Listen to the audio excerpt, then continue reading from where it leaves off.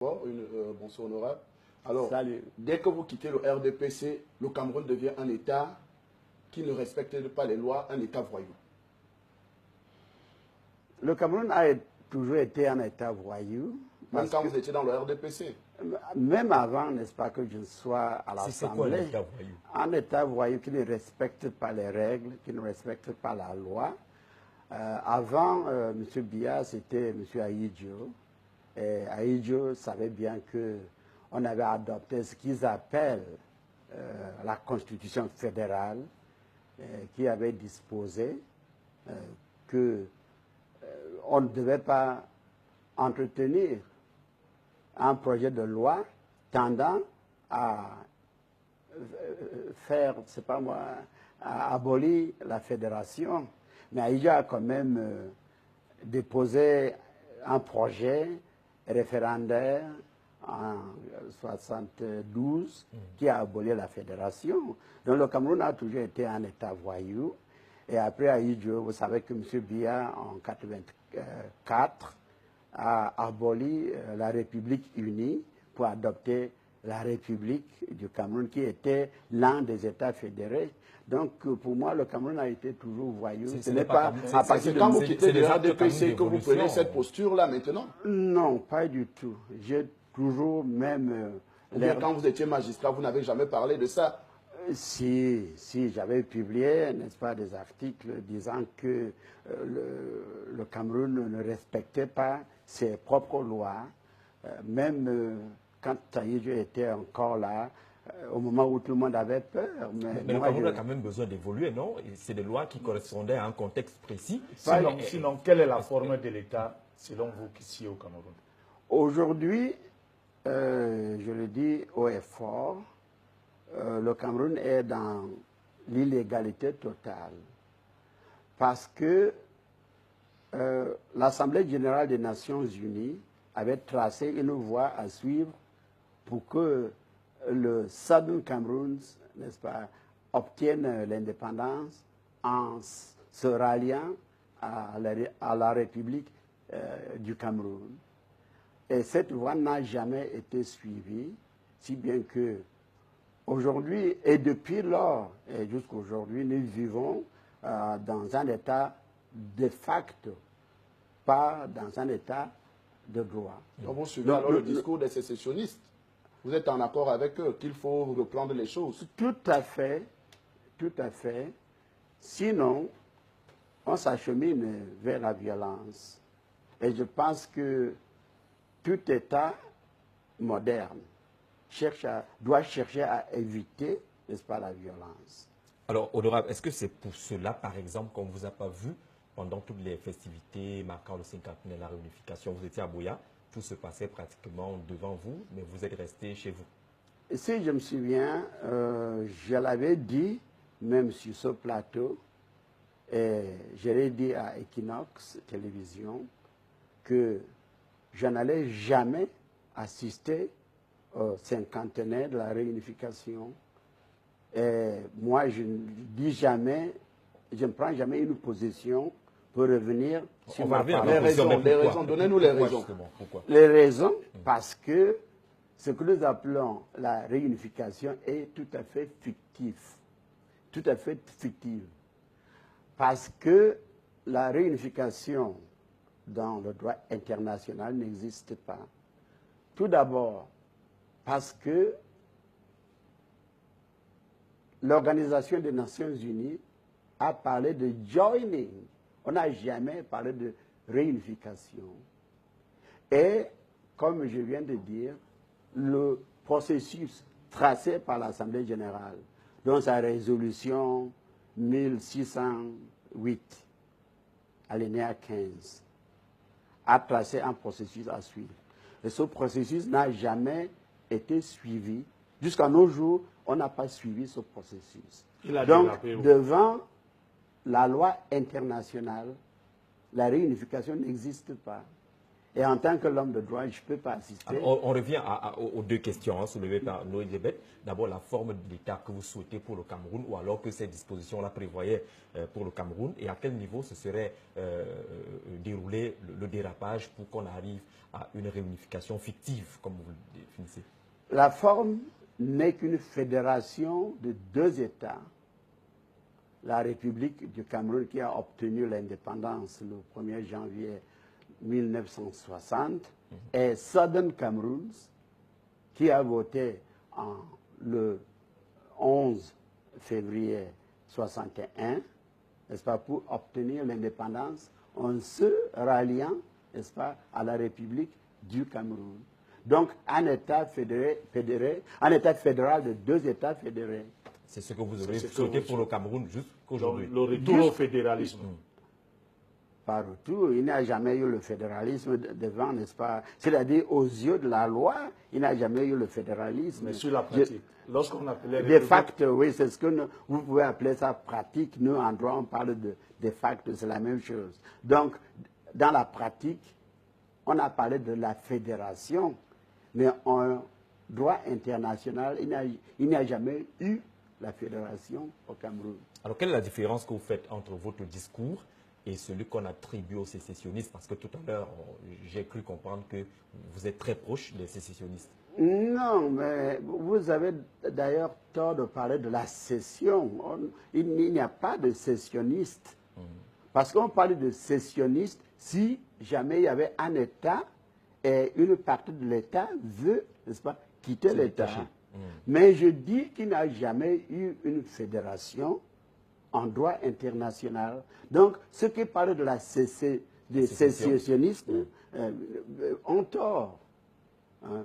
Nous voulons tout simplement, n'est-ce pas, que nous asseyons encore, n'est-ce pas, autour d'une table en tant qu'Africains et on adopte un instrument qui dispose que désormais nous sommes dans le même État, État fédéré de deux États fédéral de deux États fédérés, la République du Cameroun et Southern Cameroun.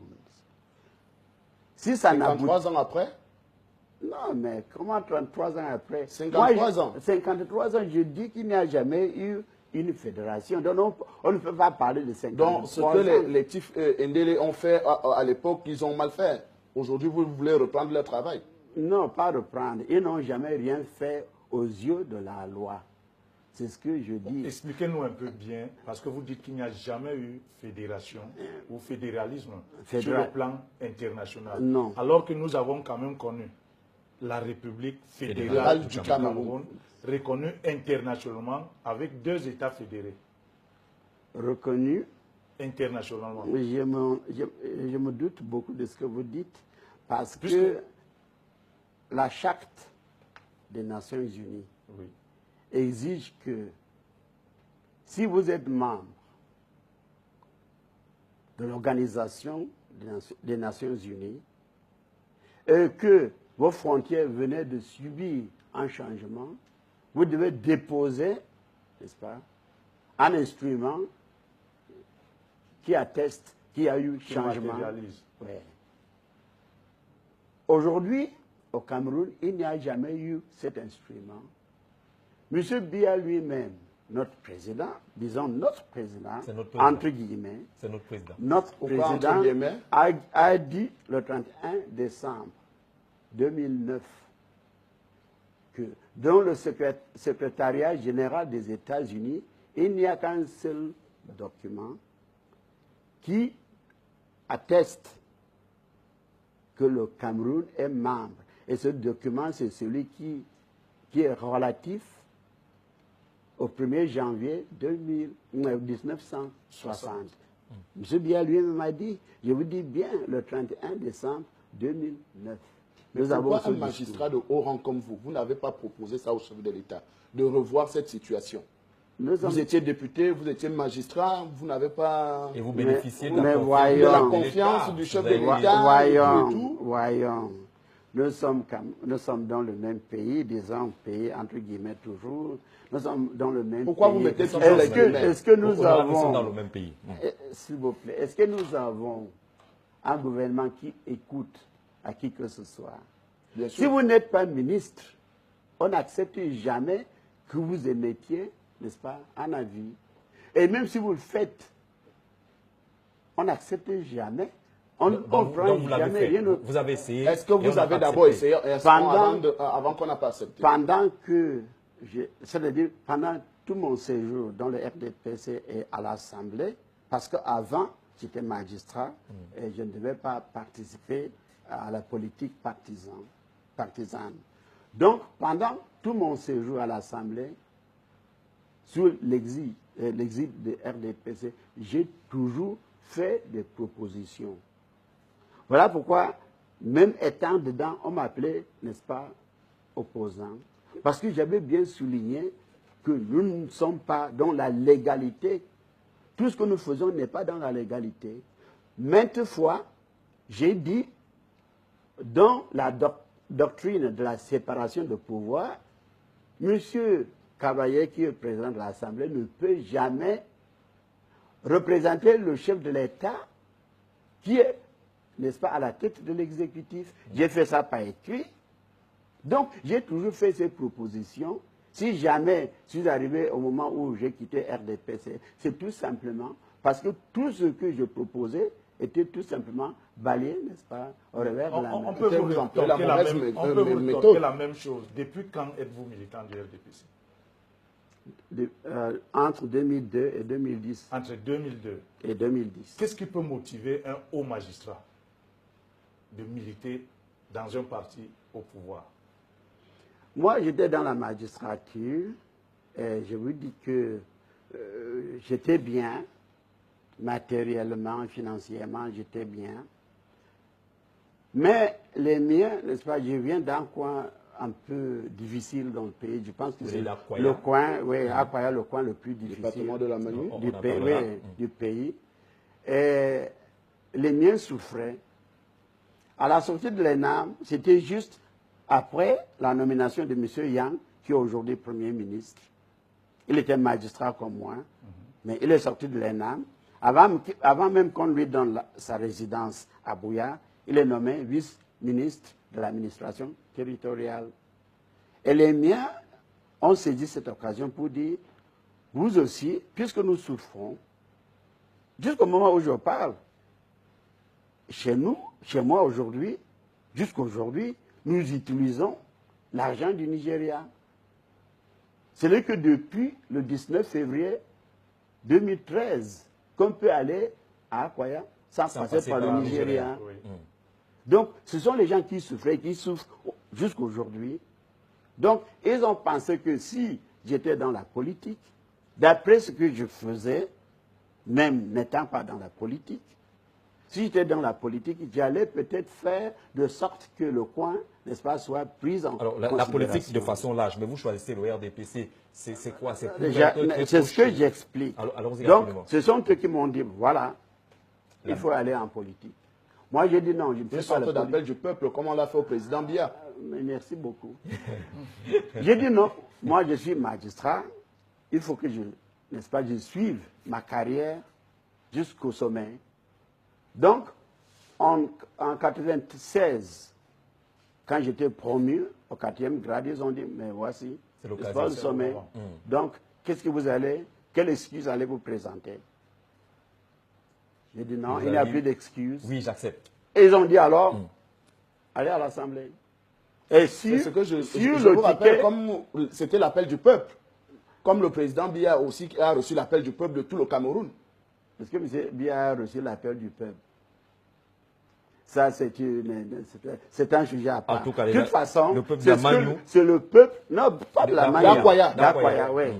Donc, ils m'ont demandé d'aller à l'Assemblée. Ils ont tracé la plateforme. C'était quoi la plateforme? La plateforme de RDPC. De leur apporter le développement. Non, d'aller à l'Assemblée, n'est-ce pas, sur la plateforme de RDPC. Et voilà pourquoi, en 2002, je n'avais plus d'excuses, je suis allé à l'Assemblée. Vous n'aviez aucune